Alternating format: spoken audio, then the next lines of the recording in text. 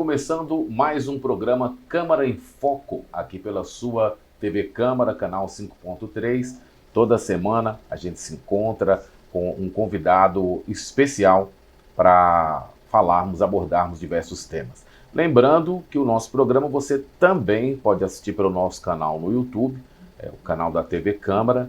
Lá ficam todos os programas gravados, você pode assistir quantas vezes quiser e rever os nossos programas. Bom, hoje nós vamos conversar um pouco com a doutora Cláudia Rocha Biscotto. Ela que é médica epidemiologista, infectologista do município, professora do curso médico da Unimontes, referência nessa área há mais de 20 anos aqui em nossa região. E nós vamos falar sobre um tema muito importante. Nós estamos nos aproximando do período carnavalesco, onde normalmente a população se aglomera e a incidência de doenças infecciosas e muitas doenças sexualmente transmissíveis, elas realmente acontecem entre a população. Doutora Cláudia, muito obrigado pela sua presença aqui no nosso programa. Eu que agradeço, Narlan, a oportunidade. Bom, e a gente começa abordando a questão das ISTs, né? Nunca é demais falar. O que são exatamente as ISTs, doutora? As ISTs, antigamente a gente chamava de DST, são doenças sexualmente transmissíveis. Hoje a gente usa a denominação infecção sexualmente transmissível, porque muitas das doenças sexualmente transmissíveis não apresentam sintomas. Então, a pessoa pode ser portadora daquele vírus, daquela bactéria, sem ter sintoma. Então, ela não está doente. Então, ela pode ter só uma infecção que é sexualmente transmissível e que, se não tratada, ela virá a dar sintomas.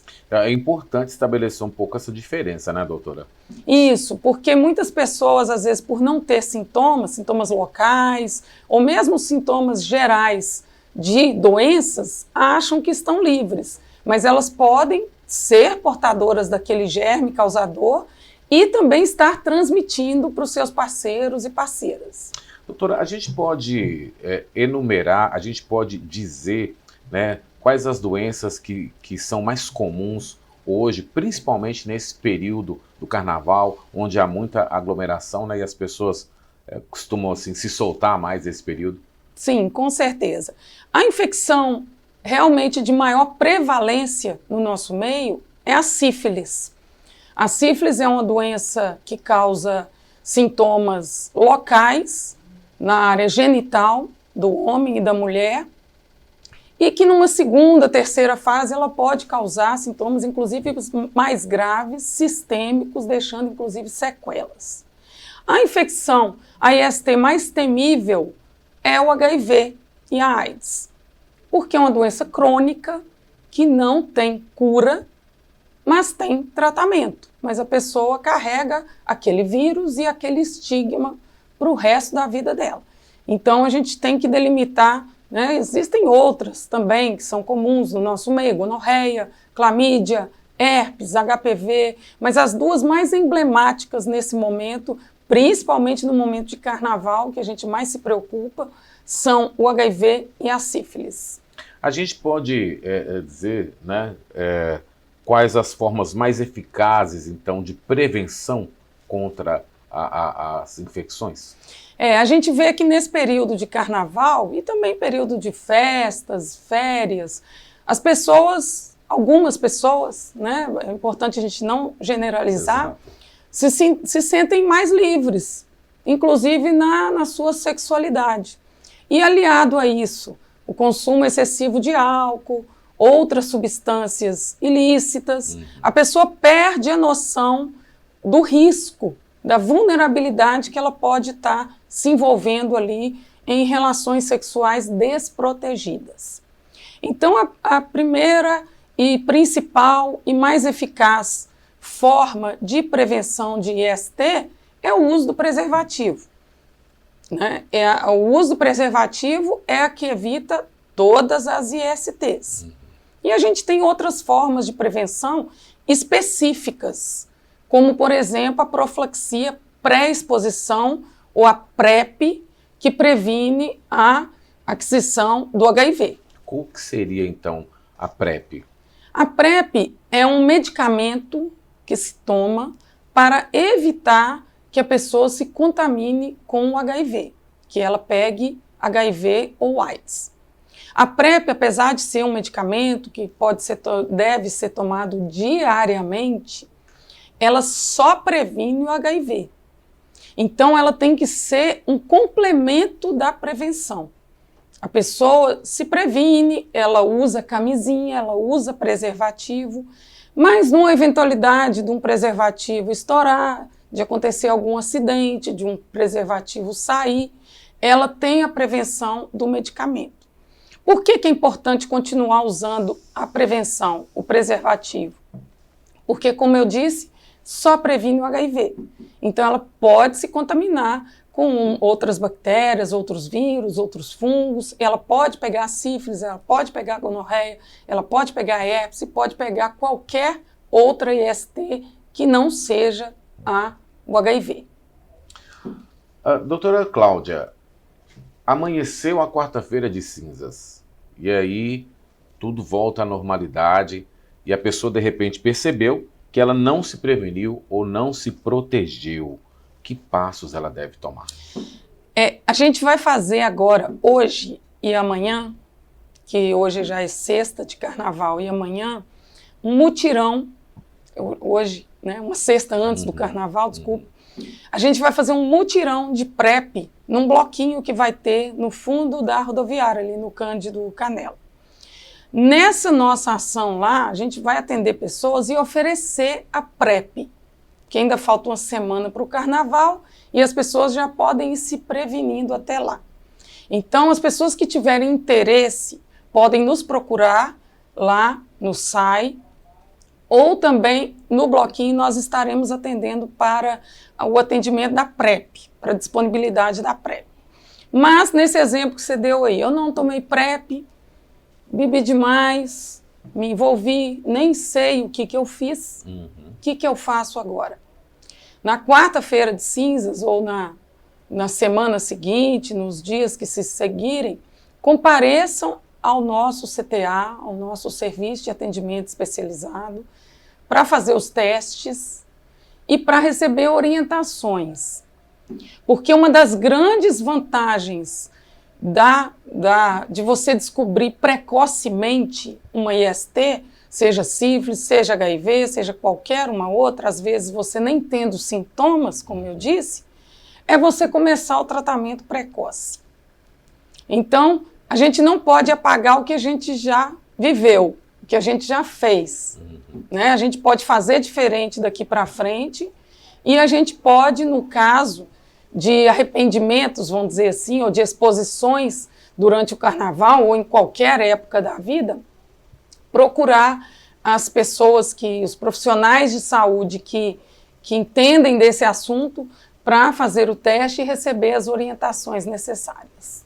E, doutora Cláudia, como que o município ele vem se preparando, então, né, para esse período que para muitos é diversão, para outros é preocupante, né, do ponto de vista dos cuidados com a saúde? Sim, o município está se organizando para visitar alguns bloquinhos para distribuir preservativo, fazer testagem em alguns blocos, oferecer a PrEP e também distribuir, estar lá para orientações, principalmente a questão dos preservativos e as informações que sejam necessárias.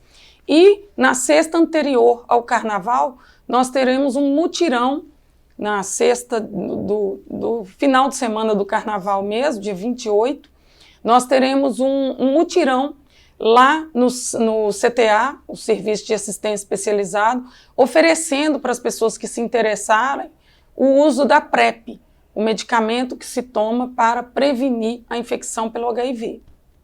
E também haverá distribuição de preservativos? Sim, distribuição de preservativo em vários blocos. Nós vamos estar junto com o GRAPA, que é o Grupo de Apoio e Prevenção, e junto com alguns outros movimentos, estaremos principalmente distribuindo preservativos.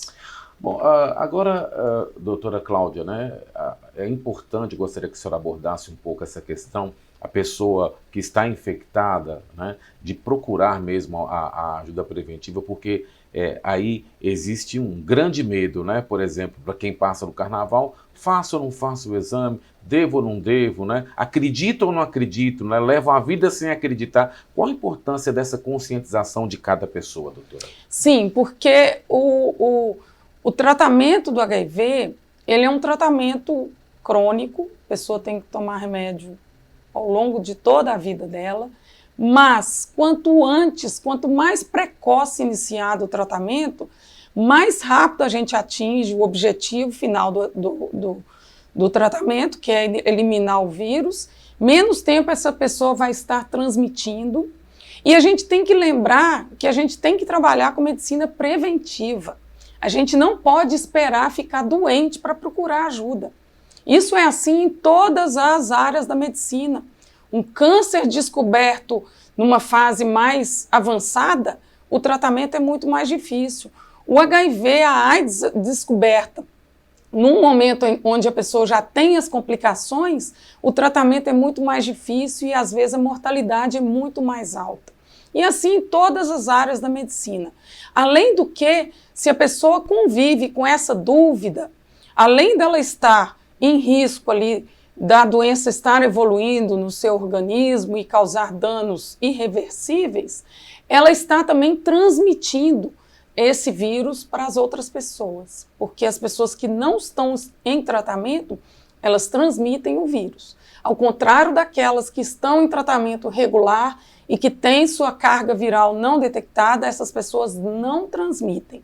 Então é um benefício maior também para a coletividade. Então a gente pode dizer que há uma eficácia muito grande quando há essa busca de um tratamento o mais rápido possível, né? O exame anti-HIV e também de outras DSTs, ele deve ser realizado sempre no check-up. Naquelas pessoas de maior risco, que têm um comportamento de risco maior, de maior vulnerabilidade, essas pessoas devem fazer anualmente ou até mesmo a cada 6 meses. Essa é a maior prevenção do HIV. Muito bem, nós vamos para um breve intervalo e daqui a pouquinho a gente volta nesse nosso bate-papo com a doutora Cláudia Biscotto. Nós vamos falar, inclusive, no próximo bloco sobre uma doença que a partir de agora, os meses à frente, preocupa muito a população, que é a dengue, e a gente vai conversar um pouco sobre essa doença, a prevenção e principalmente os cuidados que se deve ter. A gente volta depois do intervalo aqui no nosso Câmara em Foco.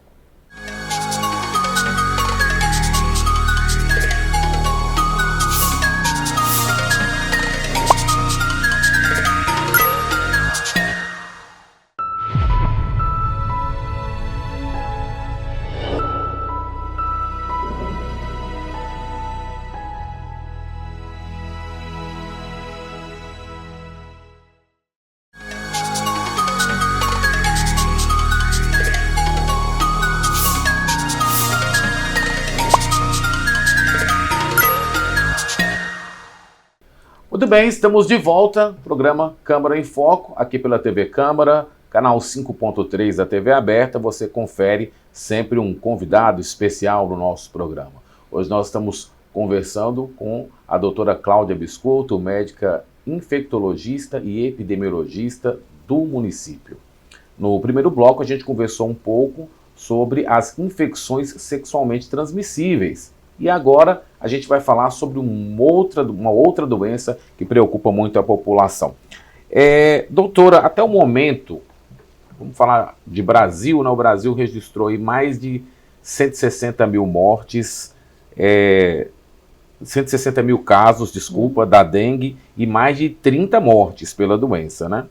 E segundo as autoridades, um desses motivos se deve aí à exposição das pessoas a diversas formas da dengue. Explica um pouquinho para nós essa questão da dengue, do sorotipo, de ser infectado novamente. Fala um pouco para a gente sobre isso, por favor.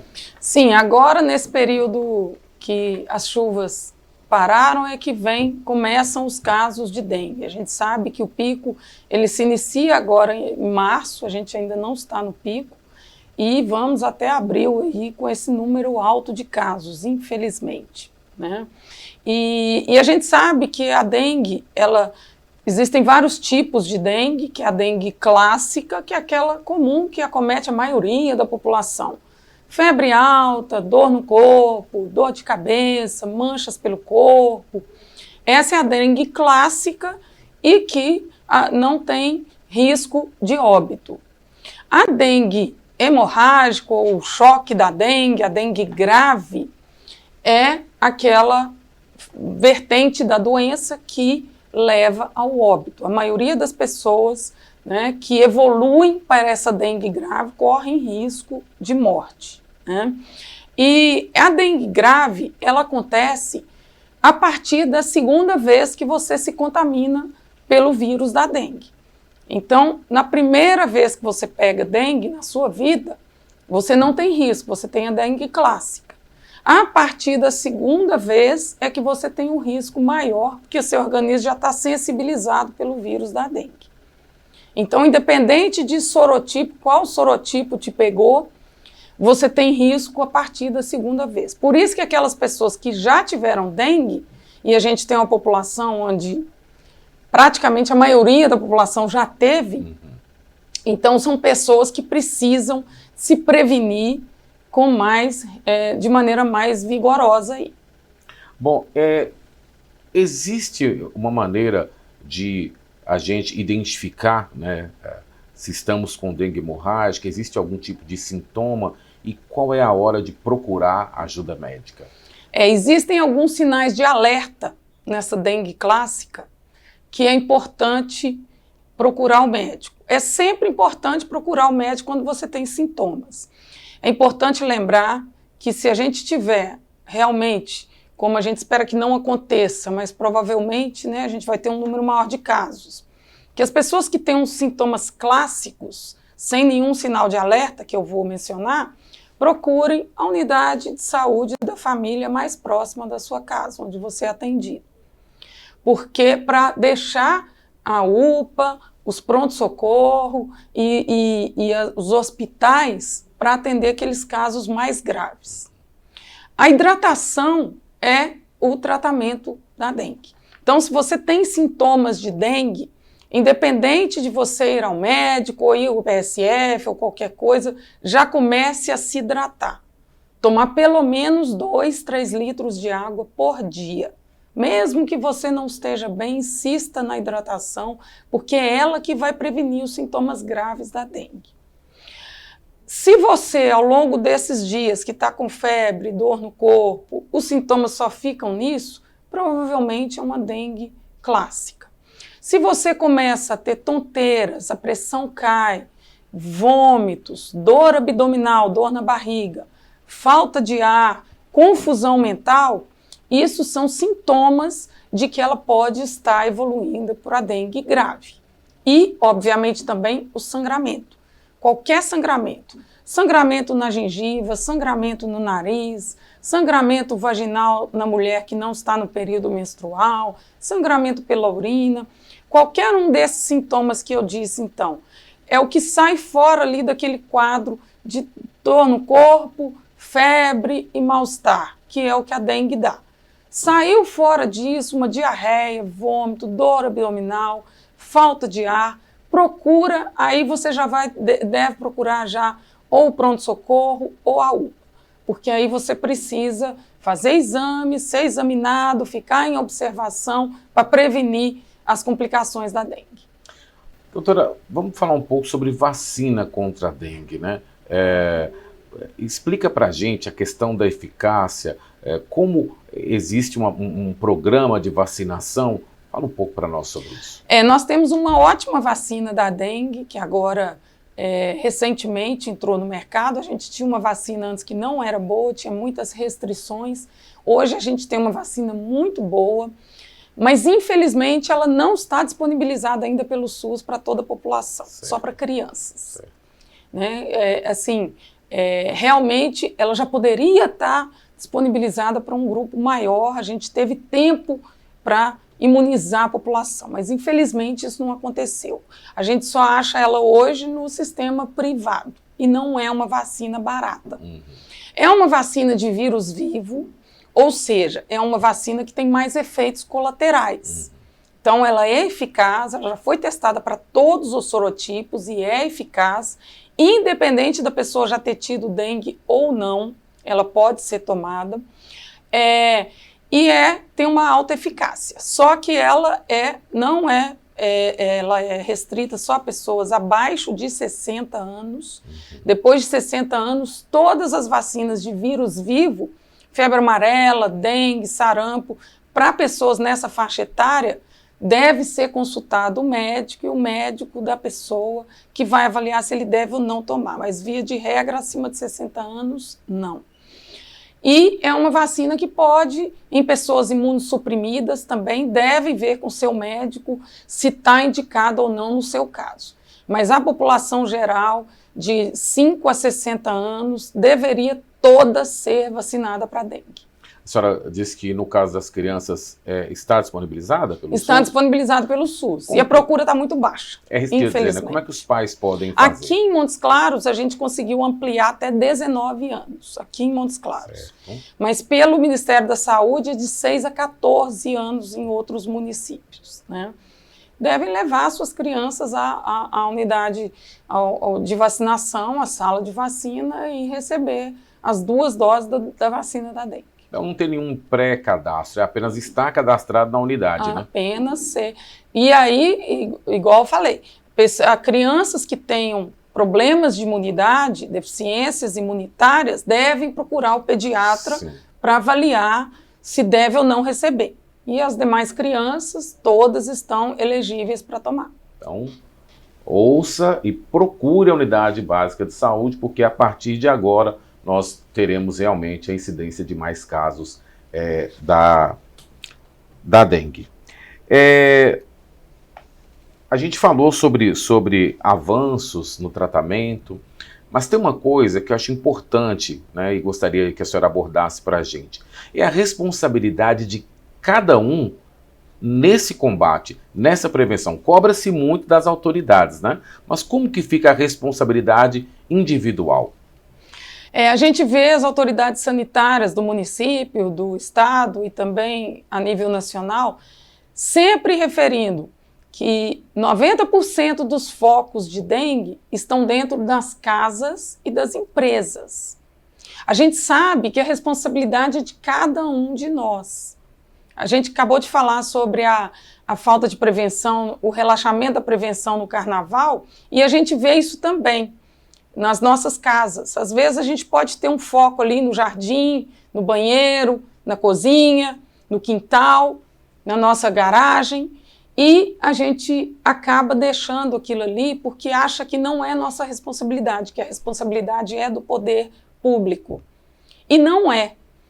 É claro que o poder público tem a sua responsabilidade, mas o poder público não tem o direito de entrar nas nossas casas, mesmo que sejam casas fechadas, sem habitantes, para tirar um foco de dengue. A gente viu vários mutirões no ano passado, esse ano também, de remoção de inservíveis, aquilo que você deixa lá no quintal que não serve para nada, aquele pneu velho, aquele vaso sanitário que você não usa mais, aquela banheirinha de criança que está lá só tomando chuva, e aquela caixa d'água quebrada que você não usa mais, e a gente viu vários mutirões de inservíveis, que é a postura aí do poder público ajudando as nossas residências a se livrarem desse inservível. E a gente sabe que existem tampinhas também de refrigerante, de qualquer recipiente que você tem na sua casa, que você joga ali, aí bate uma chuvinha ou uma irrigação, alguma coisa, joga uma água ali e acaba ficando a água ali. O mosquito, ele pode se reproduzir numa tampinha, ele pode se reproduzir em qualquer ambiente que tenha água limpa parada. Então, é nosso dever, como cidadãos, todos os dias, ou pelo menos uma vez por semana, verificar o nosso quintal, nossa garagem, nosso jardim, nosso banheiro, o fundo da nossa geladeira, para ver se tem algum foco desse mosquito. E também as empresas. As empresas também têm que manter um ciclo aí, né, uma rotina de avaliação dos seus inservíveis e dos locais onde se acumula provável fonte de criadouro do mosquito. Importante também a gente analisar as pessoas que têm, às vezes, as residências que não estão sendo usadas, ou até lotes vagos, né, doutora? Sim, piscinas também. Às vezes tem imóveis vazios com piscinas, que às vezes tem um pouquinho de água, ou tem água e não é tratado, né? Então a gente tem que tomar cuidado com todas essas situações. E as pessoas proprietárias de lotes ou de casas vazias, elas são responsáveis pela limpeza e pela retirada de focos do mosquito daquele, porque, como eu disse, o poder público não pode entrar, não pode invadir uma propriedade para fazer esse trabalho. Muito bem. Bom, nós estamos chegando ao final, né, do nosso programa, mas antes eu gostaria de voltar a falar um pouco aí do carnaval. Que mensagem que a senhora deixa aí para aqueles que vão curtir o feriado e não querem levar dor de cabeça para depois do feriado, né? Sim, com certeza, porque às vezes você está ali naquele momento de descontração e depois você pode pagar para o resto da sua vida por aqueles poucos dias ali. Então o segredo é a prevenção, é o cuidado, é o autocuidado. Cada um tem que se cuidar, cuidar da sua saúde, da sua segurança, e mesmo que você for beber em excesso, se você for usar substâncias ilícitas, se envolver com pessoas ali nesses momentos, lembre-se da prevenção. Se você não tem muita certeza que vai proteger, nos procurem, que nós vamos oferecer a PrEP para que você tenha uma proteção adicional nesses dias de carnaval. Tá certo. Doutora Cláudia, muito obrigado pela sua participação mais uma vez aqui e volte sempre, que as suas informações elas serão sempre importantes. Muito obrigada, é um prazer estar aqui, estou à disposição. Tá certo, o nosso programa termina por aqui. A gente se encontra agora na próxima semana com um novo convidado. Para você, tchau e até lá.